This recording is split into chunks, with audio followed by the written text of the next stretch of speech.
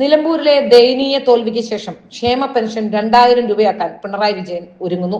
ഇനി അധികം കാക്കാൻ കഴിയില്ലെന്നും അതുകൊണ്ട് ബജറ്റ് വരെ കാക്കില്ലെന്നും തദ്ദേശ തെരഞ്ഞെടുപ്പിന് മുമ്പ് ക്ഷേമ പെൻഷൻ ഉയർത്താനുമാണ് പിണറായി വിജയന്റെ നീക്കം. ക്ഷേമ പെൻഷൻ 2000 രൂപയാക്കും. സിറ്റിംഗ് സീറ്റായ നിലമ്പൂരിലെ ദയനീയ തോൽവിയെ തുടർന്നാണ് ക്ഷേമ പെൻഷനിൽ വർധന വരുത്താൻ ഒരുങ്ങുന്നത്. തദ്ദേശ തെരഞ്ഞെടുപ്പ് നടക്കുന്ന ഒക്ടോബറിന് മുമ്പ് ക്ഷേമ പെൻഷനിൽ വർധനവ് വരുത്തും. സാധാരണഗതിയിൽ ബജറ്റിലാണ് ക്ഷേമ പെൻഷനിൽ വർധനവ് വരുത്താറുള്ളത്. അതുവരെ കാത്തുനിന്നാൽ തദ്ദേശത്തിലും തിരിച്ചടി നേരിടുമെന്ന് കണ്ടാണ് ക്ഷേമ പെൻഷനിൽ വർധനവ് എത്രയും പെട്ടെന്ന് നടത്താൻ തീരുമാനിച്ചിട്ടുള്ളത്. ക്ഷേമ പെൻഷൻ 2500 രൂപയാക്കുമെന്നായിരുന്നു LDFന്റെ 2021 പ്രകടന പത്രികയുടെ വാഗ്ദാനം. അതിനുശേഷം 5 ബജറ്റ് ധനമന്ത്രി KN ബാലഗോപാൽ അവതരിപ്പിച്ചെങ്കിലും 100 രൂപയുടെ പോലും ക്ഷേമ വർധനവ് നടത്തിയില്ല. 2021-22 പുതുക്കിയ ബജറ്റ് 22-23, 2023-24, 2024-25, 2025-2026 സാമ്പത്തിക വർഷങ്ങളിൽ ബജറ്റ് അടക്കം 5 ബജറ്റുകൾ 2021 അധികാരത്തിൽ കയറിയ ശേഷം ബാലഗോപാൽ അവതരിപ്പിച്ചിരുന്നു.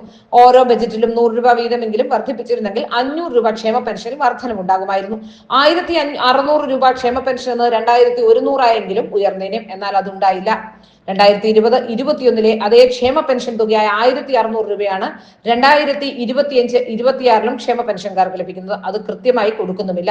ലോക്സഭാ തെരഞ്ഞെടുപ്പ് കാലത്ത് 5 ഗഡു ക്ഷേമ പെൻഷൻ കുടിശ്ശികയാക്കി. ഫലം വന്നപ്പോൾ 20 ലോക്സഭാ മണ്ഡലങ്ങളിൽ 19ലും LDFന് ദയനീയ തോൽവി. ഇതോടെ കുടിശ്ശിക കൊടുക്കാൻ തീരുമാനിച്ചു. എന്നിട്ടും ഇപ്പോഴും 2 ഗഡുക്കൾ ക്ഷേമ പെൻഷൻ കുടിശ്ശികയുണ്ട്. 3800 രൂപ വീതം ക്ഷേമ പെൻഷൻകാർക്ക് നൽകാനുമുണ്ട്. ക്ഷേമനിധി ബോർഡുകൾ സർക്കാരിന്റെ പിടിപ്പുകേട് മൂലം തകർച്ചയുടെ വക്കിലാണ്. 18 മാസത്തെ പെൻഷൻ കെട്ടിട നിർമ്മാണ തൊഴിലാളികൾക്ക് മാത്രം നൽകാനുമുണ്ട്. നിലമ്പൂർ തോൽവിയുടെ പശ്ചാത്തലത്തിലും ക്ഷേമനിധി ബോർഡ് പെൻഷൻകാരുടെ കുടിശ്ശിക കണ്ടില്ലെന്നടിക്കാനാണ് സർക്കാർ തീരുമാനം. പ്രകടന പത്രിക വാഗ്ദാനം ചെയ്ത 2500 രൂപയിൽ നിന്ന് ക്ഷേമ പെൻഷൻ 2000 രൂപ ആക്കാനുള്ള സർക്കാർ നീക്കം സ്വാഗതാർഹം തന്നെയാണ്. കാരണം അത്രയ്ക്ക് ദയനീയമാണ് ഓരോ ക്ഷേമ പെൻഷൻകാരന്റെയും അവസ്ഥ എന്നുള്ളതാണ്. ഇതിൽ നിന്നാണ് ഭൂരിഭാഗം പേരും മരുന്ന് വാങ്ങി കഴിക്കുന്നത് പോലും. സാമ്പത്തിക പ്രതിസന്ധിയാണ് ക്ഷേമ പെൻഷൻ ഉയർത്താത്തതിന് കാരണമായി ബാലഗോപാൽ പറയുന്നത്. എന്നാൽ PSC ചെയർമാനും അംഗങ്ങൾക്ക് മുതൽ മുഖ്യമന്ത്രിയുടെ സോഷ്യൽ മീഡിയ ടീമിന് വരെ ഇതിനിടയിൽ ശമ്പളം കുത്തനെ വർദ്ധിച്ചപ്പോൾ സർക്കാരിന്റെ സാമ്പത്തിക പ്രതിസന്ധി എവിടെ പോയി എന്ന ചോദ്യം അന്തരീക്ഷത്തിൽ ശക്തമാണ്. ഇപ്പോൾ കോടികൾ മുടക്കി ഹൈക്കോടതി ജഡ്ജിമാർക്ക് കാറുകൾ കൂടി വാങ്ങുകയാണ്. തദ്ദേശത്തിലെ ദയനീയ തോൽവി ഒഴിവാക്കാൻ ക്ഷേമ പെൻഷൻ വർധനയിലൂടെ സാധിക്കുമോ എന്ന് കാത്തിരുന്ന് കാണേണ്ട കാര്യം തന്നെയാണ്.